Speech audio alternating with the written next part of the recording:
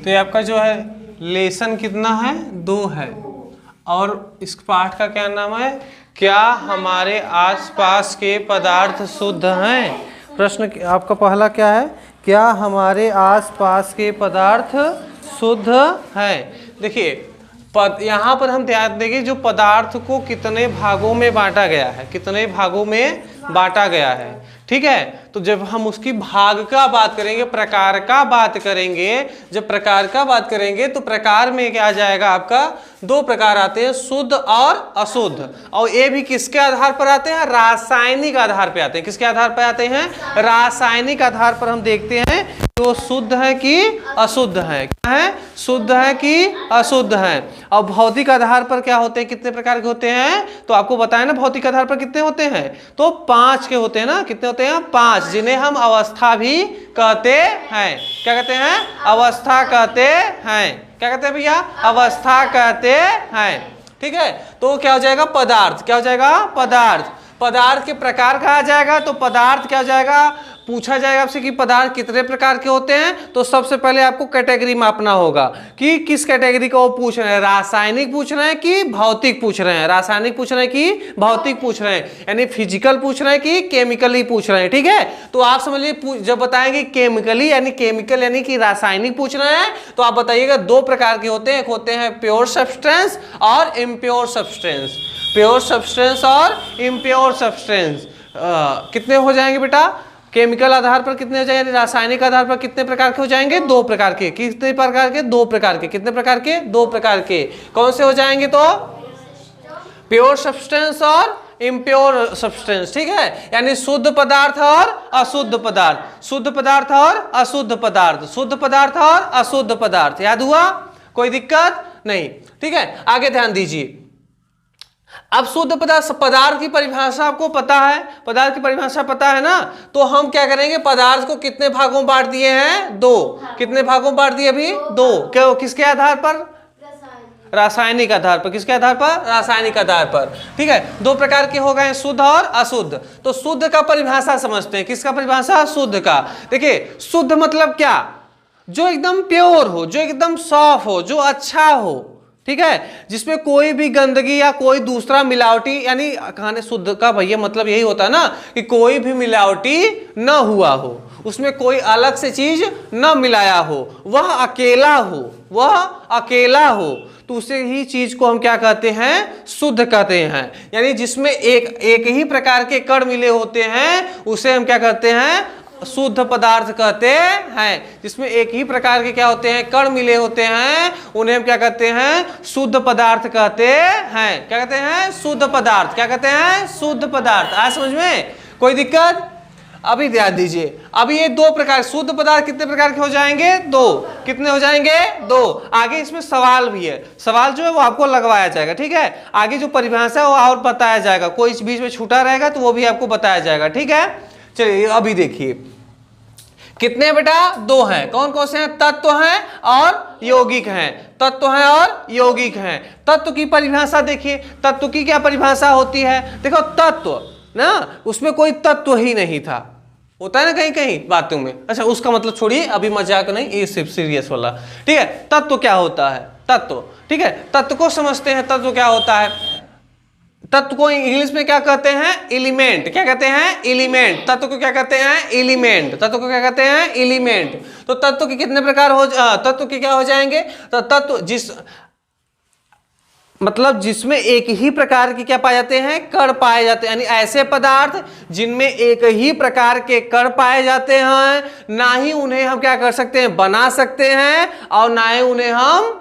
नष्ट कर सकते हैं। ऐसे को हम क्या कहते हैं, तत्व कहते हैं। केवल इन्हें एक रूप से दूसरे रूप में परिवर्तित करें, लेकिन न तो नष्ट करेंगे तत्व को, और ना ही हम इन्हें पदार्थ का ऐसा भाग जिसमें एक ही प्रकार के क्या होते हैं, कण मिले होते हैं। पदार्थ का ऐसा भाग जिसमें एक ही प्रकार के कण मिले होते हैं, ठीक है। और उन्हें क्या करते हैं, ना ही तो हम बना सकते हैं और ना ही उन्हें बिगाड़ सकते हैं, यानी नष्ट कर सकते हैं।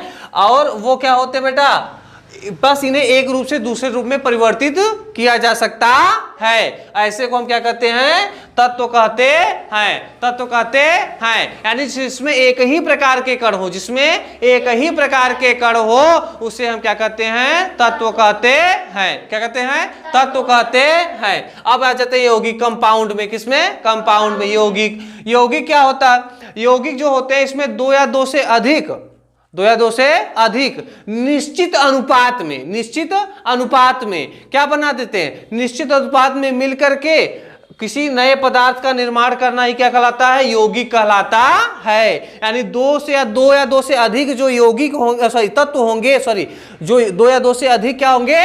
तत्व होंगे। दो या दो से अधिक तत्व आपस में मिल करके और मिल करके कैसे मिलेंगे? ऐसे मिलेंगे जैसे ट्रैक्टर जा रहा है।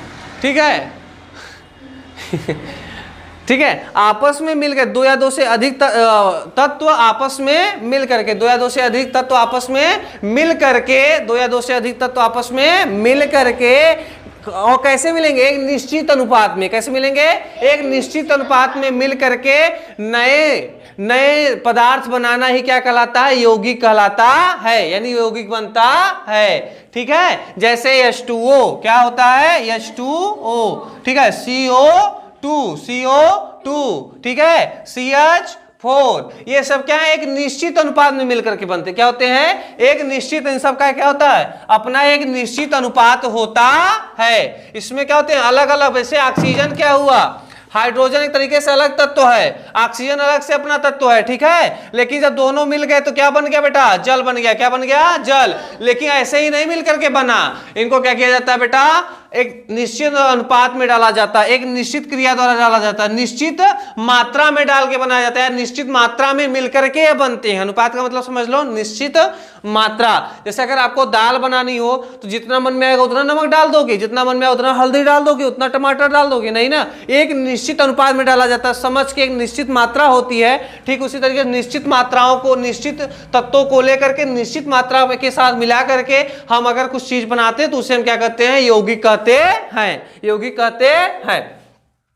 अभी तत्व कितने हो जाएंगे? 3। कितने प्रकार के हो जाते हैं? 3। धातु, अधातु और उपधातु। धातु, अधातु और उपधातु। धातु क्या होते हैं? धातु ऐसे, मतलब उन्हें कहते हैं, धातु उन्हें कहते हैं जो क्या करते हैं बेटा? धातु उन्हें कहते हैं जो क्या करते हैं? एक या एक से अधिक इलेक्ट्रॉन को, एक या एक से अधिक इलेक्ट्रॉन को, एक या एक से अधिक इलेक्ट्रॉन को त्याग करके, एक या एक से अधिक इलेक्ट्रॉन को त्याग करके धनायन बनने की प्रवृत्ति रखते हैं, उन्हें हम क्या कहते हैं? धातु। क्या कहते हैं? धातु। यानी मेटल कहते हैं। क्या कहते हैं? मेटल। क्या कहते हैं? मेटल। उसके बाद अधातु, क्या? Non metal. अधातु, अधातु क्या होते हैं? एक या एक से अधिक इलेक्ट्रॉन त्याग करके। ठीक है, सॉरी, इसमें क्या बताए थे हम? धातु में एक या एक से अधिक इलेक्ट्रॉन त्याग करके ना, त्याग करके, ग्रहण करके, त्याग करके बताए थे। ठीक है, अधातु में क्या हो जाएगा?